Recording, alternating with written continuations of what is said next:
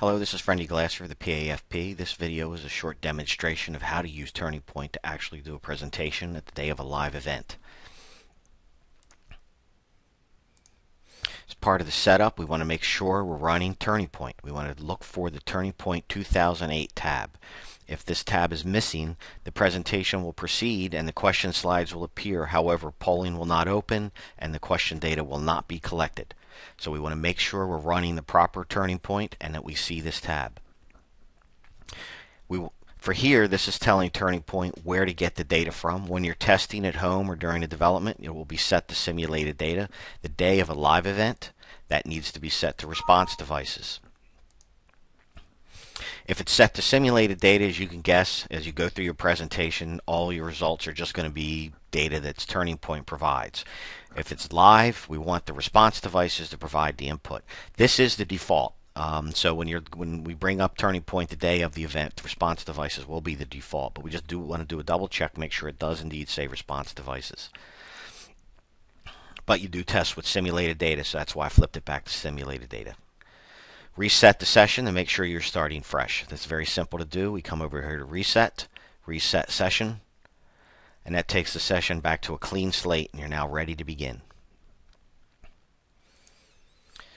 To walk through your presentation, you'll be provided a Kensington remote control that looks just like this one. This right button over here is slide advance. The left button is the previous slide, and the top button provides a laser pointer. Let me go ahead and start the presentation. We'll go from the beginning. So I'm running a PowerPoint presentation. I press the slide advance button. Takes us to our first slide. Make sure Turning Point add-in is loaded. I press the slide advance. I see my first bullet pop up. Need to see the Turning Point 2008 tab. Slide advance. Make sure response devices are set as the input. Slide advance. But you test with simulated data. Slide advance. Reset the session to make sure you're starting fresh. Slide advance. Walk through the presentation using the handheld remote control. Right button right here is the next slide. Or it brings up the automated bullets as you're seeing here. Left button, previous slide. Top button, laser pointer. A question slide appears. I'm still in PowerPoint running the 2008 Turning Point 2008 add-in. You notice that polling has opened. Since we're running simulated data, 30 responses were provided to this question. When we're live and it's using response devices, this will start at 0 and it will tick upwards as people respond and answer. The maximum obviously is however many clickers are in the room. Press the left button to advance to the next slide, true or false. Press this button to advance to the next slide. See what the simulated data had to say. I do slide advance, countdown timer begins. Slide advance to see the results. Slide advance to see the correct answer. The correct answer is false. So just to re-stress, polling opened as soon as the question appeared. Polling remained open the whole time I was talking. When I was ready to close polling, I selected slide advance, upon which the countdown timer began and counted down from 4 seconds. When it reached 0, polling closed. I pressed slide advance to see the results. I pressed slide advance for the correct answer indicator to come up. I press slide advance again and move on to the next slide. Remember, slide advance opens polling automatically on a question slide. As soon as the question slide appears, people can respond. You give the audience as much time as you feel necessary. Seconds, minutes, hours. Doesn't matter. Press the slide advance to begin countdown timer. Press slide advance to see the results after the countdown timer has completed. Press slide advance to see the correct answer indicator. And finally, press slide advance to go on to the next slide. Here's an example again, another question. It's a good idea to practice, true or false. As you can see, polling is open. Turning Point has provided 30 responses.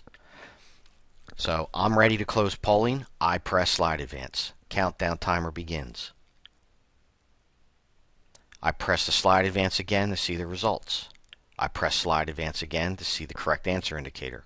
I press slide advance again to go on to the next slide. Can you go back to a slide? Yes, but polling will not reopen. Let me do that. I'm going to press the left button to go back. There's my question. Notice how polling remains closed. There's no way to re-poll the audience on this question. I come forward, I see the results, go forward. Those are just regular PowerPoint automations. That's why we have to go through those again. And then right click again, slide advance, and it brings me back to my slide here. If it is required, if it is absolutely important that we get answers for that question, maybe we hit the slide advance too quickly and the question closed, and it's very critical that we have a full response.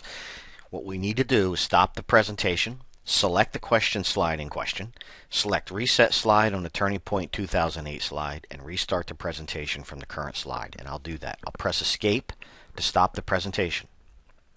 I select the question slide we're interested in. I'll go to Turning Point 2008.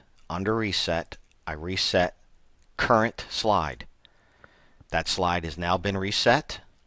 I go to slideshow and I say from current slide. So now that brings the question up. Now you notice polling opens. 30 simulated responses are provided. Slide advance to see the countdown timer. Slide advance to see the results. Slide advance again to see the correct indicator. So when the presentation is finished, the last thing to do is we need to save our session. It's absolutely critical, otherwise all collected data may be lost. And what we're going to do is we're going to use the Save Session option on the Turning Point slide. I'll show that here in a second. If another Turning Point presentation is started, say we have this presentation up, we don't save it, we do an open, we open another Turning Point presentation and we go through it, the results may merge. It's probably not what we're going for. So we want to make sure each and every session is saved. So slide advance again, the session ends.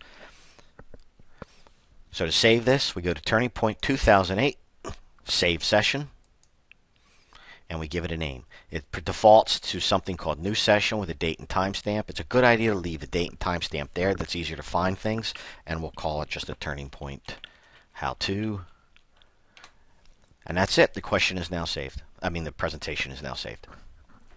Well, thank you very much. If you have any questions, please don't hesitate to contact us here at the PAFP. Thank you very much.